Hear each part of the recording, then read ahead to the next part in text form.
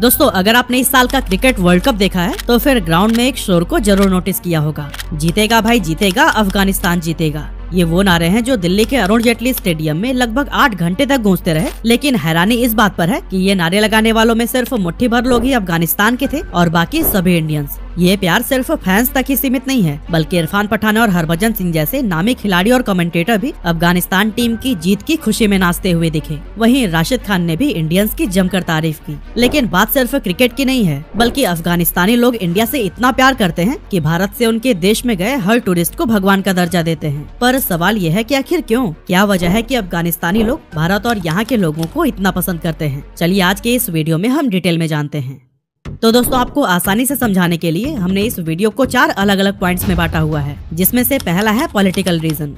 दोस्तों, Afghanistan south Asia में हिंदुस्तान का एक अहम साथी रहा है और दोनों देशों के बीच का ये संबंध कई दशकों से बना हुआ है। लेकिन 1996 में वहाँ तालिबान की सत्ता कायम होने के बाद ये रिश्ते थोड़े कमजोर होने लगे थे, क्योंकि पावर में आने के 2 दिनों के अंदर ही तालिबान ने भारत के करीबी और अफगानिस्तान के फॉर्मर प्रेसिडेंट नजीबुल्लाह के सिर में गोली मारकर उनकी बॉडी को एक क्रेन से लटका दिया था। और उस टाइम इस हत्या ने न सिर्फ भारत बल्कि पूरी दुनिया को हिलाकर रख दिया। लेकिन 2001 में तालिबान का तख्ता पलट होने के बाद इन दोनों देशों के बीच की दोस्ती फिर से बढ़ने लगी, जिसका असर ये हुआ कि इंडिया अफगानिस्तान के रिकंस्ट्रक्शन में सबसे बड़ा रीजनल सपोर्टर बन गया। भारत की तरफ से ये मदद कई अलग अलग इनिशिएटिव्स में की गई, जिनमें स्कूल्स की स्थापना, अफगान स्टूडेंट्स के लिए स्कॉलरशिप और हजारों अफगानियों को इंडिया में पढ़ाई करने का मौका देना शामिल है। इसके अलावा इंडिया ने काबुल में अफगानिस्तान की पार्लियामेंट बिल्डिंग बनाने में भी मदद की, जिसे 2015 में कंप्लीट किया गया था। इस प्रोजेक्ट में इंडियन गवर्नमेंट ने $90 मिलियन खर्च किए थे और खुद प्राइम मिनिस्टर नरेंद्र मोदी ने काबुल जाकर अफगान के इस नेशनल असेंबली का उद्घाटन किया था।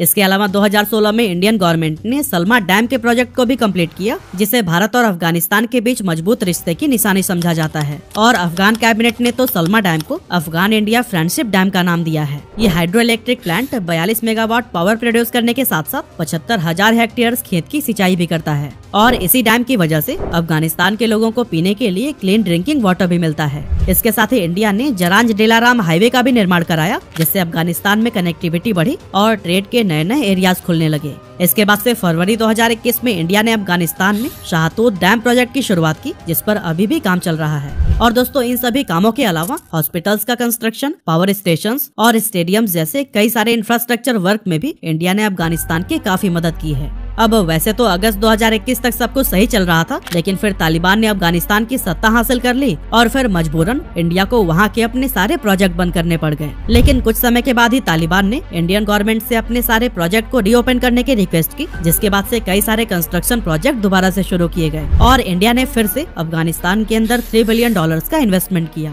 पर दोस्तों, बात सिर्फ कंस्ट्रक्शन तक ही सीमित नहीं है, बल्कि तालिबान ने इंडिया से उनकी सिक्योरिटी फोर्सेस को ट्रेन करने की भी रिक्वेस्ट की, ताकि अफगानी सिक्योरिटी इंफ्रास्ट्रक्चर और कैपेबिलिटीज को इम्प्रूव किया जा सके। इसीलिए आज के टाइम पर बड़ी संख्या में अफगानी सिक्योरिटी फोर्सेस हमारे यहाँ से ट्रेनिंग ले रहे हैं। इतना ही नहीं, कोविड के दौरान भी भारत ने अफगानिस्तानियों की दिल खोलकर मदद की थी और जनवरी 2022 में 5 लाख कोविड वैक्सीन के डोज भेजे थे। इसके अलावा फरवरी 2022 में इंडिया ने अफगानिस्तान के लिए मानवता के रूप में 50 ट्रक्स भेजे थे, जिनमें 2500 मैट्रिक टन गेहूं था। अब अगर बात करें इंडिया में पढ़ने वाले अफगानी स्टूडेंट्स की, तो फिर 2023 तक लगभग 14,000 अफगान स्टूडेंट्स इंडिया में पढ़ रहे हैं, जिन्हें अलग अलग इंस्टीट्यूशंस जैसे कि Indian council for cultural relations यानी कि ICCR की तरफ से स्कॉलरशिप सपोर्ट भी मिल रही है। और दोस्तों, कुछ इसी तरह के और भी कई सारे पॉलिटिकल सपोर्ट्स की वजह से आज अफगानिस्तान के लोग भारतीयों से बहुत प्यार करते हैं। बॉलीवुड लव। अब दोस्तों, आपको बता दें कि अफगानिस्तान के इस रिश्ते को मजबूत करने में हमारे बॉलीवुड का भी अहम रोल रहा है। अफगानिस्तान के लोग बॉलीवुड फिल्मों के बहुत बड़े फैन हैं और यही वजह है कि वहाँ की टैक्सी में आपको हिंदी गाने बजते और उसे गुनगुनाकर सफर का मजा लेते ड्राइवर जरूर नजर आएंगे। साथ ही जगह जगह पर बॉलीवुड फिल्मों के बड़े बड़े पोस्टर्स उनके प्यार और अपनेपन को बखूबी बयां करते हैं। यहाँ तक कि कई सारे बॉलीवुड फिल्मों की शूटिंग भी अफगानिस्तान में हो चुकी है, जैसे कि धर्मात्मा, खुदा गवाह, जानसीन, काबुल एक्सप्रेस और एजेंट विनोद वगैरह। सच कहूँ तो भारत हर अफगान के लिए एक सपने के जैसा है और हमारे देश का नाम सुनते ही उनकी आंखों की चमक देखने लायक होती है। हर कोई माया नगरी मुंबई के बारे में जानना चाहता है। अमिताभ बच्चन और शाहरुख खान को लेकर तो वहाँ पर जबरदस्त दीवानगी है। Cricket related reason. दोस्तों इन दोनों देशों के बीच दोस्ती को गहरा करने में क्रिकेट का भी अहम रोल रहा है। इस साल के वर्ल्ड कप में शायद हर इंडियन क्रिकेट फैन अगर टीम इंडिया के अलावा किसी टीम को सपोर्ट कर रहा था तो वो थी अफगानिस्तान टीम। तभी तो दिल्ली में जब अफगानिस्तान की इंग्लैंड पर ऐतिहासिक जीत हुई तो पूरा स्टेडियम तालियों की गड़गड़ाहट और नारों से गूंजने लगा था।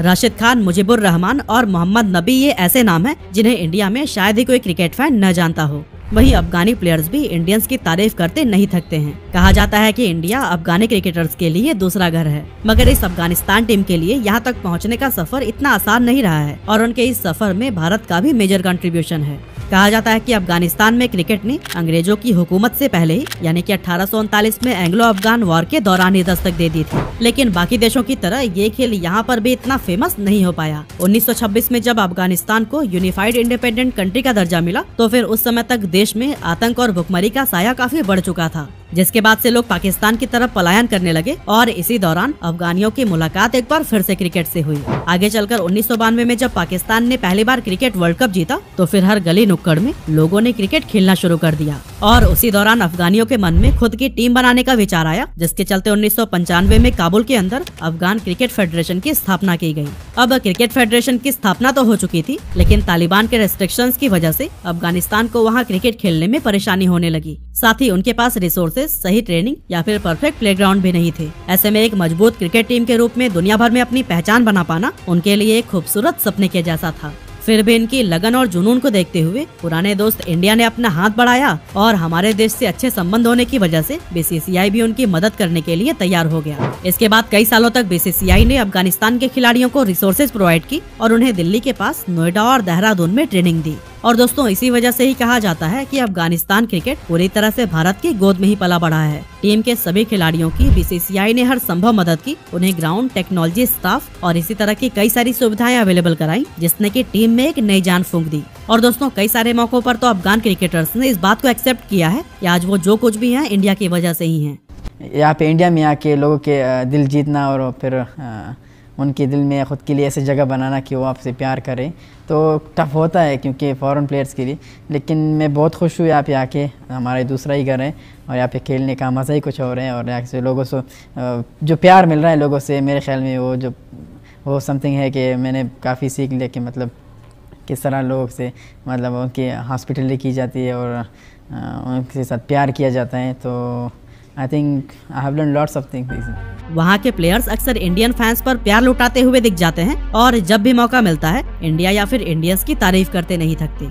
एक टीम जो 1995 में शुरू हुई थी, इस साल के वर्ल्ड कप में एक स्ट्रॉन्ग टीम बनकर उभरी है। ये एक ऐसी टीम है जिनके पास उम्मीद के अलावा कुछ भी नहीं था। कई क्रिकेटर्स जिन्हें आप खेलते हुए देखते हैं, उनमें से कईयों ने तो पाकिस्तान के रिफ्यूजी कैंप से खेलना शुरू किया था। रेयरली कोई ऐसी टीम होगी जिसने अपनी जर्नी में इतने सारे चैलेंजेस देखे हों, लेकिन इन चैलेंजेस से उन्हें बाहर निकालने में इंडिया ने हमेशा साथ दिया है। दोस्तों अफगानिस्तान में एक भी इंटरनेशनल स्टेडियम नहीं है और उसने अब तक अपने घर में एक भी इंटरनेशनल मैच नहीं खेले हैं, लेकिन बीसीसीआई की मदद से 3 स्टेडियम को अफगानिस्तान का होम ग्राउंड बना दिया गया है, जिसमें लखनऊ, ग्रेटर नोएडा और देहरादून के स्टेडियम शामिल हैं और यहाँ कई मौकों पर सीरीज भी खेली जा चुकी है।